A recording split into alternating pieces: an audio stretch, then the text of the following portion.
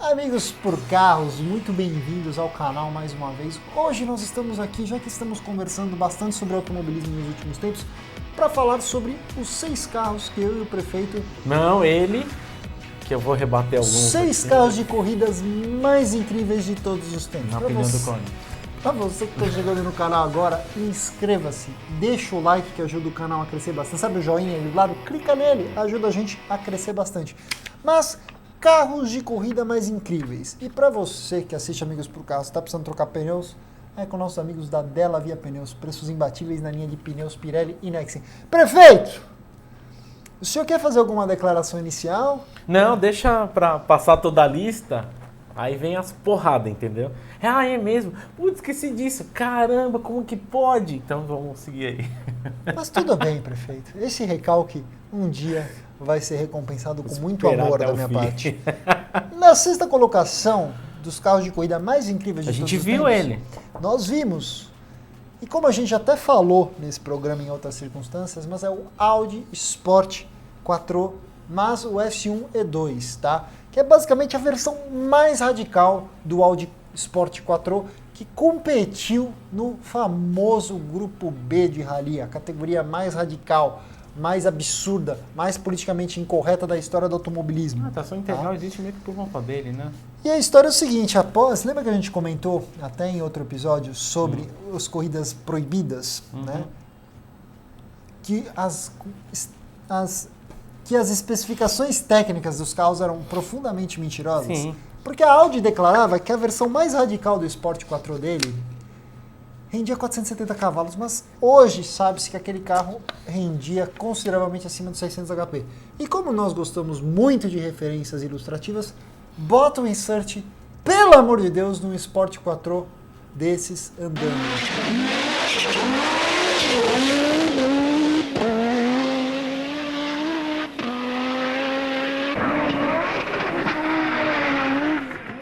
Os 5 cilindros explodindo.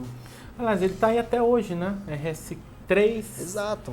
TTRS, RSQ3, não sei se é RSQ3 está em linha. Então, um motor de 5 cilindros aí, passou, aliás, RS2, né? Acho que quando você fala 5 cilindros, além dele, me lembra muito da RS2. Exato.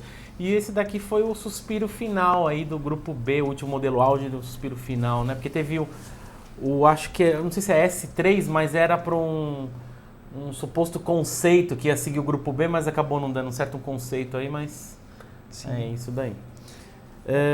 Tração integral existe por conta dele, já parou para pensar a história? Cara. Eu acho que a primeira montada... Bom, tem duas coisas sobre o Audi Sport 4, né, da década de... Primeiro, a Audi hoje é uma primazia nos motores 5 cilindros, graças a esse desenvolvimento da época, e obviamente a tração 4 que botou no mundo do automobilismo, no mapa, a questão da tração integral. Não tive até os modelos de rua lá, são tão bonitos, cara, sou fã deles. Bom, 5º colocado, amigos, nós vamos falar do carro de turismo esse carro não tinha que estar aqui. Mais bem sucedido da história das competições, que é o BMW M3E30. Você o M3E30 de corrida. O M3E30, como história, é mais bem sucedido do que o M1? Aliás, o M1 muito mais. Aqui, né? Eu acho M1 que tinha o que estar M1... aqui agora. Não, tudo bem. Mas... O E30 não, E30 não. E30 daqui. Não, eu acho que de verdade o M1 tem um papel importante de dar os 6 cilindros para nós, de M635 CSI, depois de M5 E28, que foram os primeiros 6 bocas, mas a questão é o seguinte, a BMW quando lançou o M3 E30, acho que o carro que simbologia tudo que nós amamos e gostamos é isso aqui.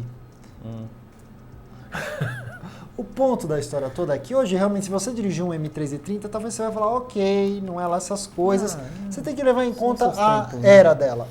Inclusive, vocês podem ver a gente falando aqui em cima, ou melhor, eu falando sobre os melhores BMWs M3 de todos os tempos, tá?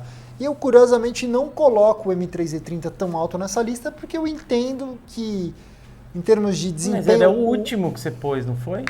Ou seria o número 6? Eu acho que o E36 que veio depois dele, que inclusive acho que é o menos querido da galera, ele é o primeiro M3, na minha opinião, que, caramba, dá um fôlego bacana pro M3 em termos de desempenho e performance. Tá? Mas a história é o seguinte, o M3 E30, motor S14, inicialmente com motor 2.3 e depois com motor 2.5, com potências de 300 até 360 cavalos durante a década de 80, certo? E só para dar um exemplo para o pessoal do porquê que esse é o carro mais bem sucedido de corridas da história, tá? Ele foi campeão do turismo Grupo A nos campeonatos italiano, alemão, britânico, australiano, francês, holandês, espanhol, sueco e iugoslavo. Nem eu sabia que tinha um campeonato de turismo na Holanda ou na Iugoslávia, certo? E se não bastasse isso tudo, quando a categoria se integrou no WTCC em 1987, também foi o carro vitorioso, o carro mais bem sucedido, tá? E bom, a história do motor do M330 vem do S14 4 cilindros, que é basicamente o mesmo motor que era utilizado na Brabham, que então competia na Fórmula 1 com o Nelson Piquet. Obviamente uma outra versão, uma versão que foi adaptada para o carro de turismo, mas com potências bem acima dos 1.200 cavalos, certo? Legal, acho que não tinha que estar aqui. Mas vamos seguir na número 4. A gente vai chegar lá, Corne. Tem mais alguns Número aqui. 4. Se hoje nós conhecemos o que é o carro esportivo de motor central traseiro, é graças a esse carro. É o Auto Union Type C. Mais especificamente... Eu achei que era Lamborghini Miura.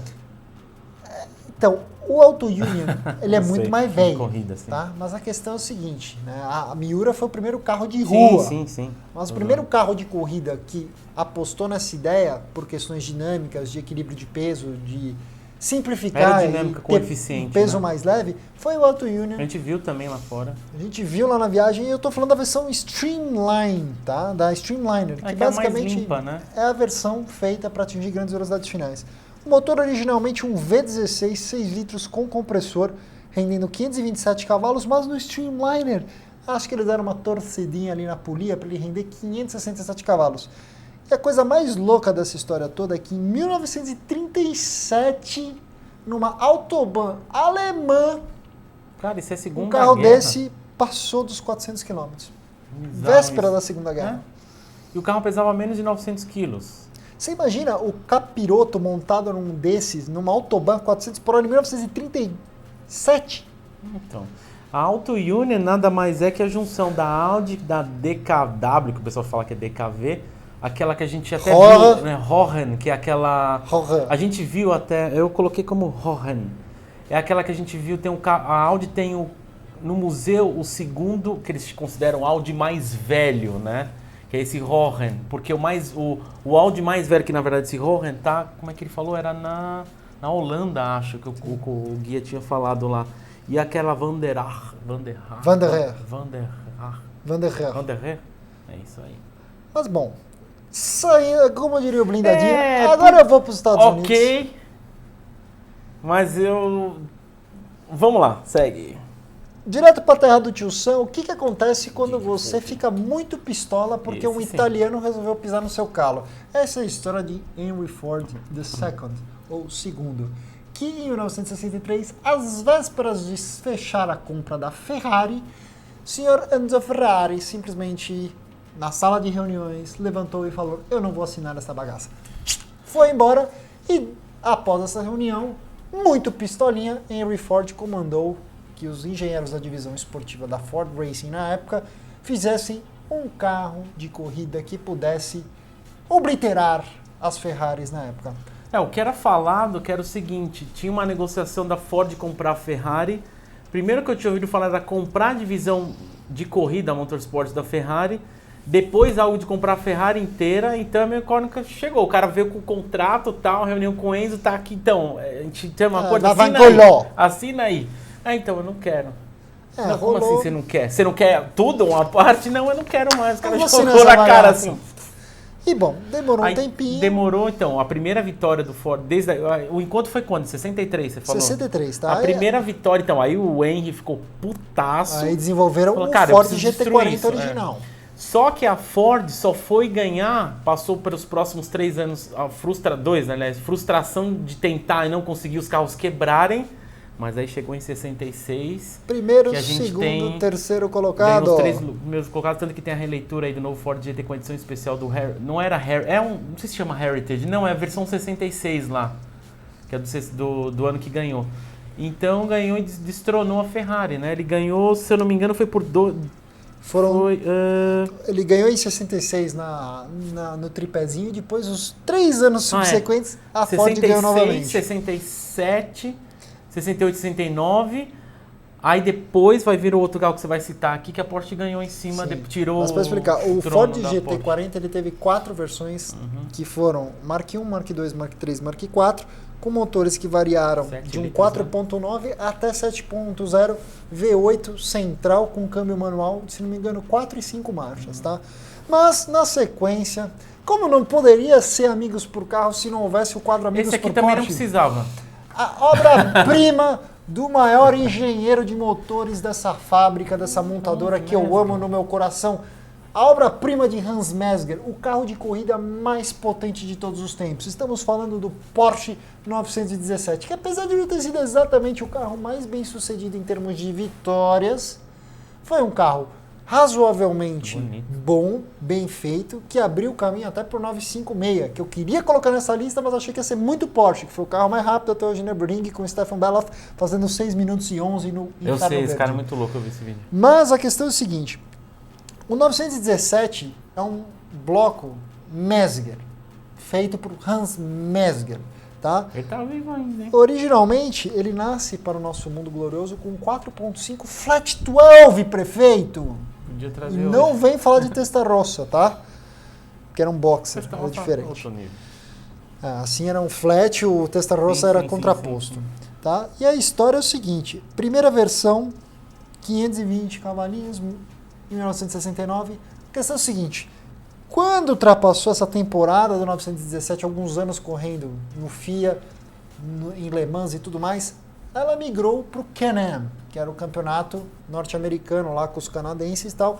E ela foi, o 917 foi o único modelo não equipado com motor Corvette a ganhar na Can-Am, tá? E a história é o seguinte, em termos de motorização, o Flat 12 do 917 ele foi crescendo. Saiu lá do 4.5 até uns 5.4.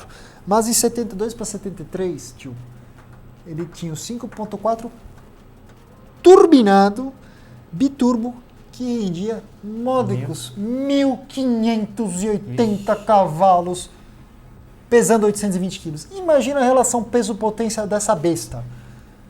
E, obviamente, deve ser uma das coisas mais viscerais da história. Não tinha como deixá-lo de fora dessa lista. Ele ganhou 70, 71 Le Mans depois que a Ford caiu, aí a Porsche acabou destronando a... Mas, prefeito, você vê como o meu coração não é tão porcheiro assim. Esse carro também não tinha que estar aqui. Não, você está sendo leviano. Eu tenho um respeito imenso por ele. Não, ele é um titã. Ele é um titã. E eu vou explicar por quê. O carro com o ronco de motor mais sensacional da história do automóvel. Não concordo. Mazda 787B. Sim, amigo, você viveu para ver o Amigos por Carros botar um Mazda no topo da cadeia alimentar automotiva. Na opinião dele.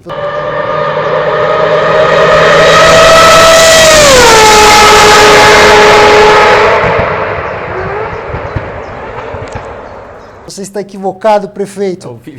Mas a história é o seguinte, amigo. Você que sempre achou que o motor rotativo fosse um treco consumidor de óleo, pouco confiável e sem longevidade, são os de rua. Morda-se de raiva, porque o de corrida, sim, venceu as 24 horas de Le Mans em 1991. Você tem o ano? 1991, tá? E a questão é a seguinte, por que ele foi campeão numa prova de endurance? Porque ele não quebrou e porque ele consumia menos combustível do que os demais. Não sei por que o RX-7 não é assim na vida real. Nem o RX-8, o RX-8 é pior. Mas ele foi o único carro japonês, até então, até recentemente, até por década de 90, não se falava, tipo, em qualquer um carro japonês ir a Le Mans e ganhar. Pois é, o Mazdinha foi lá, a mesma montadora que faz o Miatinha foi lá e deu um tapa em todos. Mas a história é o seguinte, o motor rendia 700 cavalos, ou melhor, rende 700 cavalos para 9.000 RPMs, velocidade máxima de 358 km por hora, certo? Bonito tem um ronco bonito, mas não é mais bonito. Mas, não, é perfeito. Contra fatos no argumento. Bota o Acabou insert. o seu papo aí? Pera Deixa aí. eu dar uma aula agora. Bota o insert do 7... bota o insert do 787B aí ralando, tacando o pirata na história, porque ia falar um monte de palavrão, o algoritmo não ia gostar da gente. Obrigado, YouTube, por fazer todos nós parecemos retardados mentais.